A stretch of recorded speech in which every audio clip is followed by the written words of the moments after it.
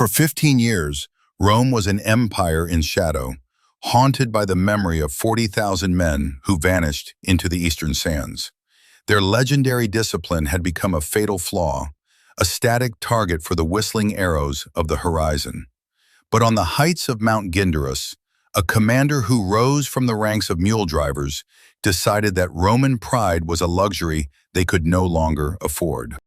He transformed the mountain into a terminal trap, using lead and gravity to unmake the world's elite cavalry with the cold precision of an architect. This wasn't a struggle for glory, it was a methodical erasure that reshaped the Roman machine forever. The question remains, how much of its own identity was the Republic willing to surrender just to finally silence its greatest nightmare? The horizon over the Syrian frontier did not promise a sunrise so much as it threatened a revelation. In the year 38 before the Common Era, the air carried a specific metallic scent that had nothing to do with the heat and everything to do with a memory that refused to fade. For 15 years, the Roman legionary had been taught that his shield was his sanctuary and his formation was his fortress. Yet every man standing in the dust of the Levant felt the crushing weight of a different truth. They were an army of shadows, their spirits already hollowed out by a catastrophe that had occurred a decade and a half prior on a different patch of sand. The sky was a vast, mocking blue, empty of clouds but saturated with the phantom sound of 1,000 whistling strings. It was a sound that lived in the marrow of their bones, a high-pitched vibration that preceded the dark, armor-piercing rain of the Parthian composite bow. Every time the winds shifted the desert grit against their bronze greaves, a ripple of involuntary tension passed through the ranks, a collective flinch that no amount of drilling could erase. They stood in their perfect, interlocking squares, the very image of imperial permanence, but to an observer, they looked less like a conqueror's tool and more like a collection of static targets waiting for the inevitable. There was a suffocating paradox in their discipline. The tighter they held the line, the easier they were to find, and the more they trusted in their heavy armor, the more it felt like a weight of their own design. The scent of copper was everywhere, rising from the sweat-soaked leather and the heated metal, mingling with the whispered legends of a general whose mouth was filled with liquid gold until his voice was silenced by the weight of his own greed. That story was the silent pulse of the camp, a rhythmic throb of failure that made the Roman eagle atop the standard feel like a leaden anchor rather than a soaring predator. They were no longer marching to expand the world. They were marching to see if the horizon would finally consume them. The officers spoke in hushed tones, their eyes darting to the shimmering heat haze where the desert met the sky, searching for emotion that wasn't there. The silence was not a peace, but a vacuum, a hollow space where the confidence of the Republic had once lived before it was drained in the dunes. Something in the geometry of their survival had shifted, a subtle misalignment of the stars and the soil that suggested the old ways of war were no longer a shield, but a tether to an end they had already prepared for themselves. They waited for the whistle, for the shadow, for the moment the sky would turn to iron, unaware that the true collapse had already happened inside their own hearts, long before the first arrow was even notched. The eagle remained still, its bronze wings heavy with the dust of a frontier that had become a monument to ruined logic, while the men beneath it adjusted their grips on weapons they no longer believed could save them. Ventidius Bassus did not possess the polished rhetoric of the Senate or the ancestral portraits of the ancient houses. He was a man who had spent the formative years of his life calculating the endurance of beasts and the structural integrity of supply wagons, a former mule driver who viewed the world as a series of weights to be moved and distances to be conquered.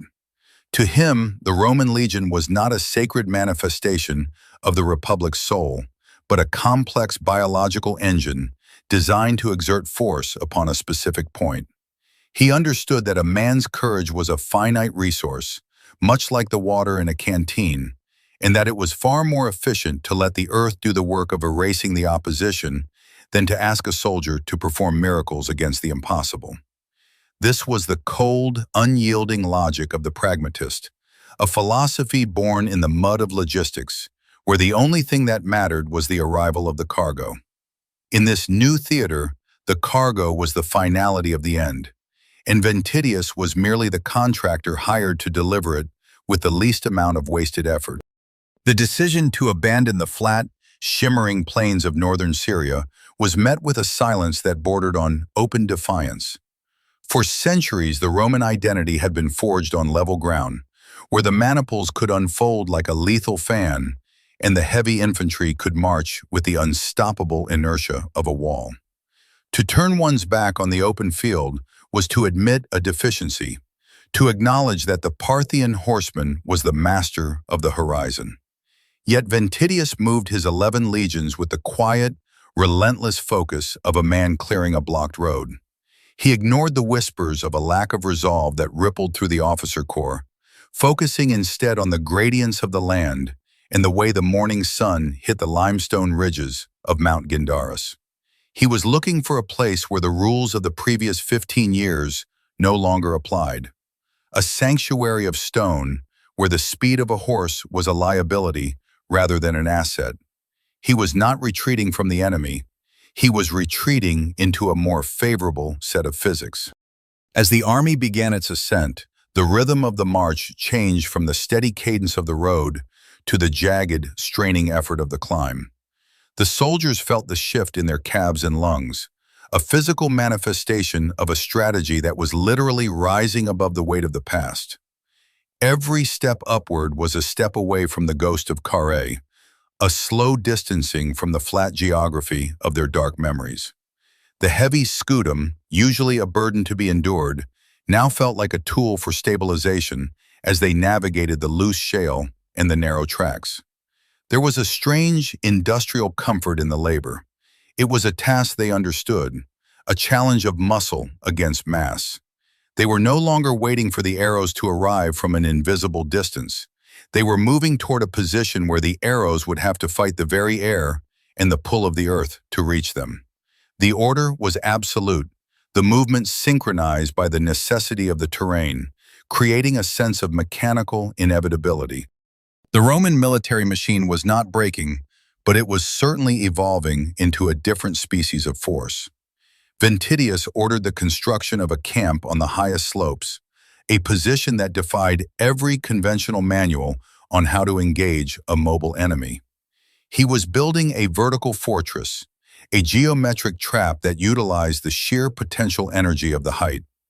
The soldiers watched as the engineering teams measured the angles of the slopes with clinical precision, marking out lines of fire that had nothing to do with the range of a pilum and everything to do with the acceleration of a falling object. It was a vision of conflict that was stripped of its theatricality, reduced to the cold equations of weight and friction. To the men standing on the ridge, looking down at the valley below, the world finally seemed to have a top and a bottom again, a clear hierarchy of power where the high ground was the only authority worth recognizing. The mountain was no longer an obstacle. It was a weapon being unsheathed. This was the seductive trap of the new order. It felt like safety because it felt like science. The soldiers could see the logic of the mountainside, the way the steep cliffs acted as natural walls that no horse could ever hope to scale without losing its momentum. The anxiety of the open plain was replaced by a rigid, architectural confidence that silenced the instincts of the fearful. They believed they were finally in control because they had changed the language of the conflict, from one of bravery to one of position. They cleaned their armor and sharpened their blades with a renewed sense of purpose, convinced that the commander who had once driven mules knew exactly how to lead men through the narrowest of paths. They did not realize that by retreating into the rocks, they had committed themselves to a gamble where there was no room for error and no path for escape. The system was perfect, the logic was sound, and the mountain was ready. It was a masterpiece of military planning, a structure so well conceived that it made the very idea of failure feel like a mathematical impossibility. The valley floor was a shimmering lake of silver and silk, a sea of Parthian horsemen that stretched from the banks of the Afrin River to the very roots of the Syrian mountains. Prince Pacorus, riding at the head of the cataphracts, looked up at the heights of Mount Gindarus and felt a surge of contempt that tasted like wine. To his eyes, the Roman legions were no longer the disciplined masters of the world, but a collection of desperate refugees clinging to the limestone ribs of the earth. He saw their standards flickering in the thin mountain air and interpreted their ascent not as a strategy, but as a frantic, primal urge to find a sanctuary that did not exist. For 15 years, the Parthian psyche had been nourished by the memory of the Roman downfall in the sands of Carrhae, and this collective intoxication had created a belief that the Roman soldier was a fundamentally flawed creature, a slow-moving target that only knew how to fall in expensive armor. This was the first true malfunction in the machinery of the war, a failure of perception so absolute that it turned the geography of the battlefield into a lie. Pacorus believed that by forcing the Romans onto the slopes, he had already won the psychological battle, pinning them against the sky where they could no longer retreat. He did not see the mountain as a fortress, but as a wall against which he would overwhelm the remnants of the Republic. The arrogance of the Parthian nobility was a thick, sweet perfume that masked the subtle, acrid scent of the trap being set above them. They looked at the steep, rocky inclines and saw only a minor inconvenience for their magnificent horses, unaware that the very physics of the ascent were beginning to strip away their greatest advantages. The horse archers, usually so fluid and elusive on the plains, began to bunch together as the tracks narrowed, their files compressing in a way that would have signaled alarm to a more cautious commander. The air grew thinner and hotter as the first wave of the Parthian host began its climb, the rhythmic breathing of thousands of horses creating a low, vibrating hum that seemed to shake the very foundations of the mountain. It was a sound of immense, unthinking power, a precursor to the expected resolution that felt as inevitable as the setting of the sun. Yet there were subtle discrepancies in the environment that went unremarked by the royal staff. The loose shale of the slopes acted like a slow-motion quagmire, absorbing the kinetic energy of the charge and forcing the ironclad cataphracts to exert twice the effort for half the speed. The heat, reflected off the white limestone, began to bake the men inside their scale armor, creating a stifling internal pressure that made the simple act of drawing a breath a labor. These were the warning signs of a system being overtaxed, the friction of a strategy that was fighting against the grain of the land. But Pacorus interpreted the straining of his mounts as a noble eagerness for the final blow. From his position in the center of the rising column, the prince could see the Roman ranks standing in a silence so profound it felt unnatural. They did not shout challenges. They did not clash their swords against their shields. They simply waited like statues of bronze and iron, watching the approach with an unnerving, clinical stillness. To a Parthian, silence was the sound of fear, the paralysis of an adversary that has run out of ground. Pacorus took this stillness as confirmation of his superiority, unaware that he was looking at the silence of a machine that had already been calibrated for his arrival. The funneling effect of the terrain was now unmistakable, the wide wings of the Parthian formation being squeezed inward by the natural contours of the slopes, forcing the riders into a dense, struggling mass. The space required for the horse archers to wheel and fire, the very maneuver that had once dismantled the legions, was vanishing with every yard of elevation they gained. The error was now fully integrated into the Parthian advance, a momentum that had become its own master. The nobility, riding in the front ranks to claim the first spoils of the victory, pushed harder against the incline, their heavy lances leveled at the silent Roman line.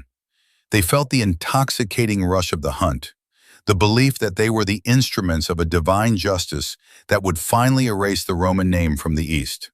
They did not hear the grinding of the shale beneath them or the way the wind whistled through the narrow gaps in the rocks, sounds that carried the warning of a landscape that had been conscripted into the enemy's ranks. They were moving into a bottleneck of their own making, driven by a logic that viewed the Roman retreat as a collapse rather than a transition. The trap was not a hidden pit or a masked ambush. It was the very climb they were performing, a slow-motion surrender of their mobility to a commander who had calculated the exact cost of every inch of their ascent. The final warning came in the form of a sudden, jarring change in the atmosphere. As the lead cataphracts reached the final stretch of the slope, the Roman line did not flinch, but seemed to expand, the shields interlocking with a mechanical click that echoed across the ravine. The sun, catching the polished surfaces of the Roman helmets, created a blinding glare that momentarily obscured the heights, leaving the Parthians to charge into a wall of white light. For a single, fleeting second, the confidence of the Parthian front rank wavered. A momentary flicker of doubt that suggested the ground beneath them was not a path to victory, but the floor of a terminal enclosure.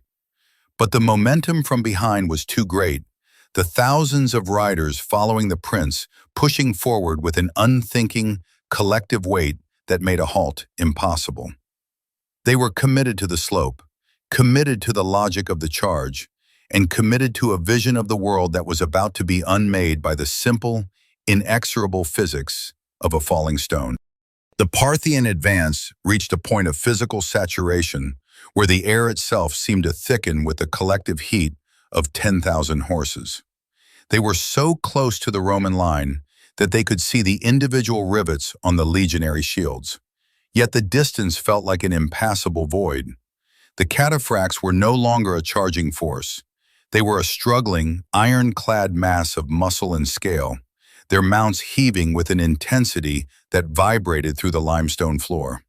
The horse archers found themselves compressed into a space so narrow that they could not draw their bows without striking the man beside them. The system of fluid, nomadic warfare had reached its absolute limit. Trapped in a vertical geography that demanded a collision their culture was never designed to endure. They were a tide that had hit a cliff, and for a single, breathless moment, the entire world seemed to pause at the edge of an irreversible collapse. Then, the silence of the heights was not broken by a shout or a trumpet, but by a sound that defied every martial expectation of the age. It was a low, discordant hum, a vibration in the air that resembled the approach of an unstoppable storm or a massive swarm. From behind the wall of Roman shields, thousands of slingers, men whom the Parthian nobility had always dismissed as the dregs of the army, unleashed a coordinated volley of lead bullets and heavy stones. They were not firing into a distance. They were releasing their projectiles into the waiting hands of gravity.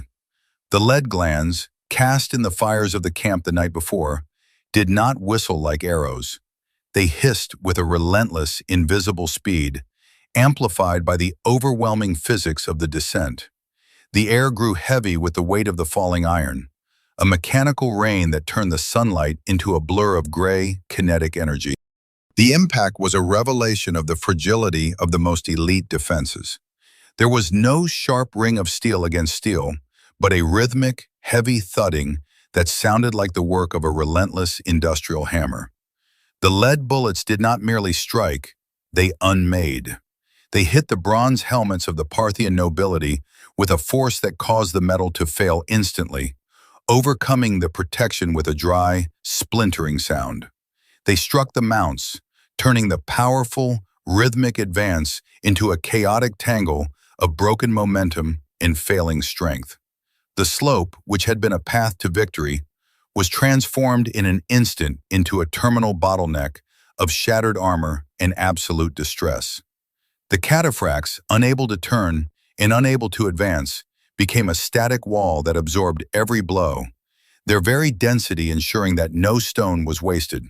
The pride of the East was being systematically dismantled by the most primitive of weapons, stripped of its grace and reduced to a landscape of discarded iron. Throughout this systematic elimination, the Roman infantry did not move a single inch. They stood like statues of iron and stone, their shields locked in a perfect, unyielding arc that served as a silent audience to the destruction. They watched as the unbeatable shadow of Carrhae was dissolved, not by the sword, but by the cold, calculated application of mass and height. The psychological shock was more profound than the physical toll.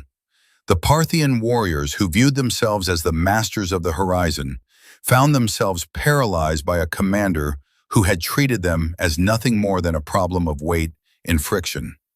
The system of the legion remained perfectly intact.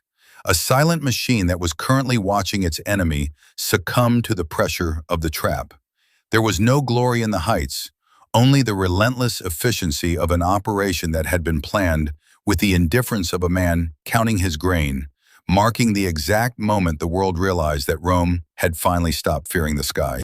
The momentum of the battle did not merely change, it inverted with the finality of a falling weight.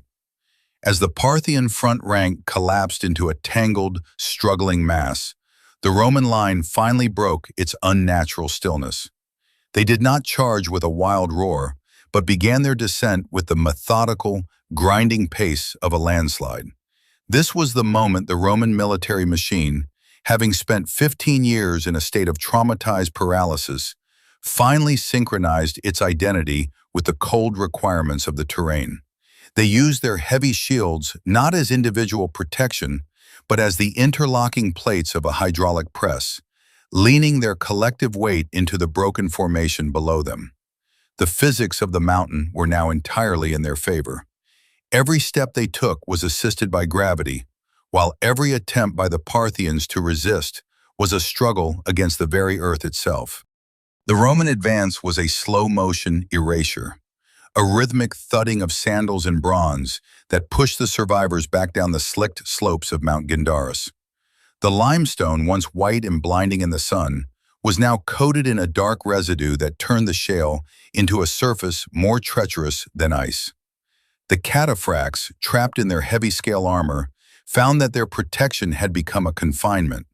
As they were pushed backward, they tripped over the remains of their own ranks, their weight dragging them down into the mire where they could not rise. The system of the Parthian army, designed for the infinite freedom of the open plains, was being crushed by its own density. The more men Pacorus had funneled into the pass, the more fuel he had provided for the Roman machine. It was a chaotic, downward crush, where the Parthians were no longer fighting an enemy, but were fighting the suffocating pressure of their own retreating lines.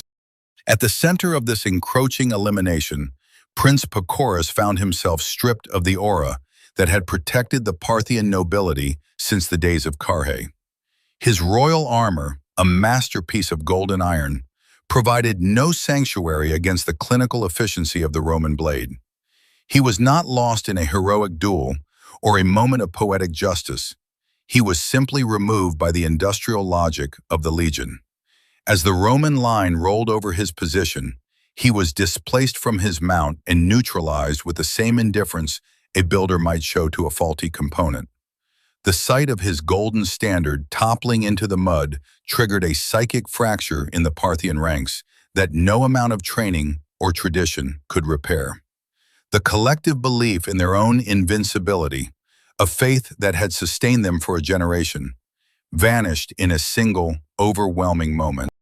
The pursuers had become the pursued, trapped in a vertical cage of their own making, where the only exit was a desperate, terminal descent.